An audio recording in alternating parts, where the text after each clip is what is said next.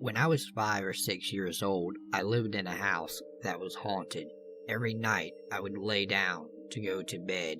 I'd wake up around midnight and there would be this guy standing at the edge of my bed. He never did anything. He just always stared at me. It's as if he didn't even know I was there. The man appeared to be in his late 40s, early 50s, and wore a white suit and a white cowboy hat.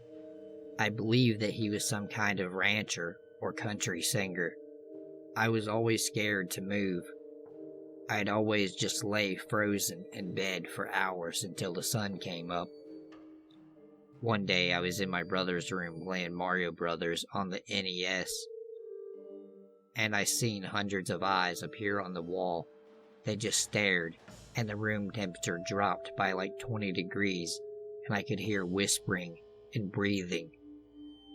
I felt the presence of something evil behind me. I ran out of the room and onto the front porch. I was home, alone. My mother and father had left to go buy beer and cigarettes. When they got back, I told them what I had seen, and my father told me to quit acting fucking stupid before he knocked the hell out of me. My father was an asshole piece of shit. Later on that night, I was in my brother's room again, and then the power had went out due to a thunderstorm. As my mother and father sat in the living room, they saw something run past them. Then the light flickered. The lights came back on a few minutes later, and my mother swears that on the wall, written in blood, read the words, "Get out now or die." She shook her head in disbelief, and then the message was gone. The next night, while my parents were asleep, I lay awake as usual, scared of the cowboy in the white suit staring at me. I began to smell rotting flesh and sulfur. I heard the door creak open, and I saw the shadowy, demonic-looking creature with horns. It began creeping into the room, and for the first time ever, the cowboy guy shouted, "Leave!" as he pointed his finger at the foul, hellish creature. The demon looked at me for a few seconds, then turned and walked away. Several weeks later, we moved out of that creepy old house, and the next family that had moved into the house was a preacher, his wife, and newborn son. The preacher, his wife, and son were fine. I believe that the preacher deliberately burned the house down to get rid of whatever the hell was in that house. I've never experienced anything like that ever again. I believe that the cowboy from the haunted house was an angel or some shit. I don't know. I'm not religious. I'm pretty sure that God was protecting me and my family. It sounds weird because it is weird. Let me start off by saying that there were no drugs or alcohol involved during this time of my life. I was 15 or 16. It was during the summer because I was home on a weekend sitting on the couch watching Days of Our Lives. The couch was on a wall by a window, and to see the TV, you had to angle your head to the left, and to the right was the doorway into the kitchen with a full view of the kitchen. So it's the middle of the day, and I am sitting on the couch watching TV. And have you ever just realized that there is a noise, and that it has been making noise for a minute, but you are just now noticing it? Well, I realized that I was hearing what sounded like a man doing a really bad impression of a cat meowing over and over, and it was coming from my right side. I looked over, and in the middle of the kitchen beside the table was a shadowy person. It was solid. I could see the buttons on the long coat it was wearing, and it had a hat, but the face was just the shadow and a blur, and it did not have any feet or legs. The jacket just hovered about a foot above the ground. I jumped up, and when I did, it turned to the right and ran toward the back door and disappeared. No noise, and no feet, but the arms and jacket moved like it was running, and it was gone. I hid in the bathroom for about 30 minutes after that, terrified it was going to reappear somewhere. But that was it.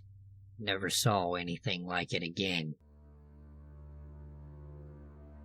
So my bedroom is in the end of the bedroom hallway. So I tend to close my door at night. I do not want to give any sort of open invite to the man that lives in the hallway. I've had 2 encounters with him in my room. Other than that, it's always been the feeling of him chasing me down the hall. Mind you, I've lived in this house for 16 years. I am pretty much convinced something about the land my house is built on is haunted. Before this experience, I slept with my door open, so this particular night the door was open, since I am petrified of the dark. My parents kept 2 night lights on in the hallway, one directly outside my door and the other on the opposite end of the hall. My room is set up like a square. The door is on the top right corner of the box, and my bed is on the bottom line of the box. If that makes sense, at the time, the side of my bed was pressed up against the wall, meaning when you are turned on one side, you are either faced towards my entire room, or you turn the other side and you're facing the wall. I lay with my back staring at the ceiling until I saw something move, a shadow that formed by the hallway light closet to my door, as someone would make walking past it. I looked over and I see it, standing against my doorway, the shadow of a tall man staring at me, except I only felt his stare, as he is a shadow with no detail. I look up at my ceiling and say the Lord's Prayer, as I was taught. I look back and it was gone. One night, I was unable to sleep. I was on my iPod, playing Angry Birds, when I felt unease. I was facing towards my wall already, and something told me not to turn around. I lay there, frozen. I heard a crack of the floorboards beneath my carpet, a sound that can only be made when walking slowly over a specific spot in the floor in front of my door. My back against whatever was walking towards me, I felt defenseless. I did what most kids do in movies. I pulled the covers over myself and shut my eyes tightly, still facing the wall. I felt it come closer. Then I had a feeling like it was directly watching over me, as a parent would crouch over their baby's crib and watch them sleep. I felt breathing on the back of my head. It felt like 20 hours had gone by before I finally crashed. Nowadays, I close my door every night when I sleep, and if I dare go to the bathroom on the opposite end of the hall, sure enough, I feel like I am being chased when I walk back to my room. My mother, father, and 2 friends of theirs decided to have a double date at the forts, as they all lived in the same town at the time. It was springtime, and occasionally there were little events being held. After all, it's a very popular tourist site. As they sit down to have lunch, my mother spots what looks like a guard up in the old watchtower. He was wearing very old-fashioned combat clothes and gear. My mom points out to him to the group. They all automatically assume they must be hosting some kind of tour. It was all common for those giving tours to dress up like they were from the old days. None of them had ever seen the inside of the watchtower before, so they took a walk up to see what was going on. My mom has told me that she was excited to see the inside, but as they got closer and closer to the tower, she had an increasingly ominous feeling. My mom is watching the soldier in the tower pacing back and forth. At this point, they're at the top of the hill. They go around to the back of the tower to the entrance. This is where my mother says she felt all the blood literally drained from her face. There were several heavy-duty padlocked chains keeping the door shut. My father said, judging by the amount of rust, they had been there for at least 20 years. They circle back around to the front of the tower, and the soldier is gone. My mother said she will never forget that day as long as she lives. Especially the feeling she had as they approached the entrance of the watchtower. I was 8 or 9 at the time my mother had to move my sister, herself, and I to a shelter due to her abusive ex-boyfriend. I think my mother asked me to go get the laundry basket upstairs. I went upstairs and no one was up there except me, but as soon as I got upstairs, I had this weird sensation that I was being watched. I approached my mother's and her roommate's bedroom to retrieve the basket.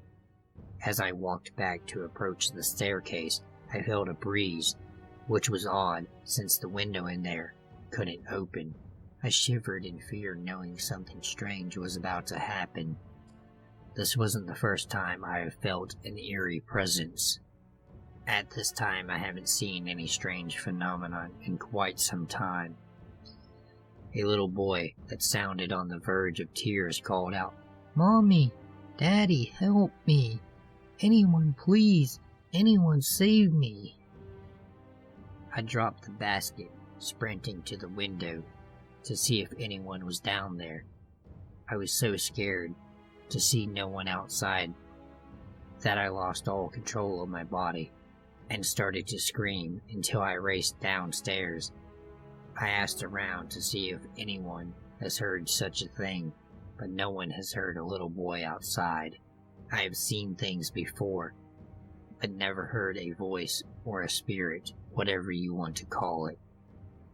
Alright, if you enjoyed the video, go ahead, like, share, subscribe, share on Facebook, share on Twitter, share on Instagram. I don't give a shit where you share it, just share it. Thank you for watching.